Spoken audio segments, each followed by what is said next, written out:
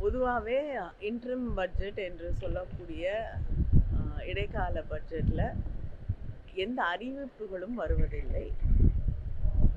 ஆனால் அதை தாண்டி அவர் அதை ஒழுங்காக படித்து பார்த்தாருன்னா பல முக்கியமான எதிர்காலத்திற்கு தேவையான இளைஞர்களுக்கு, விளையாட்டுத்துறைக்கு என்று பல்வேறு துறைகளுக்கு தேவையான விஷயங்கள் அதில் சொல்லப்பட்டிருக்கு.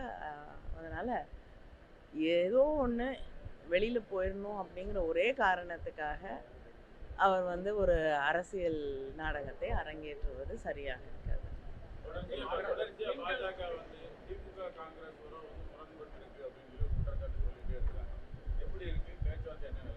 அவங்களுடைய கூட்டணியை சரியாக வச்சுக்கிட்டாலே போதும்.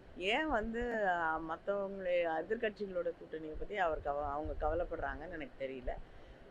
திமுக காங்கிரஸ்க்கான கூட்டணி அப்படிங்கிறது பல ஆண்டுகளாக நிலைத்திருக்கக்கூடிய கூட்டணி. அதனால அதில் எந்தவித மாறுதலும் வருவதற்கு வாய்ப்பில்லை.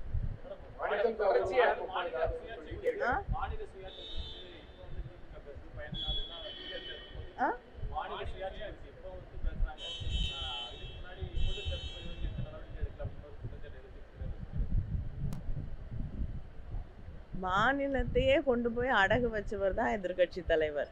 அதனால திமுக இன்னைக்கு நேற்று இல்லை. திமுகவோட அடிப்படை கொள்கையே மாநிலத்தில் சுயாட்சி, மத்தியிலே கூட்டாட்சி என்பது. ஒருவேளை அவருக்கு தெரியாம இருக்கலாம்.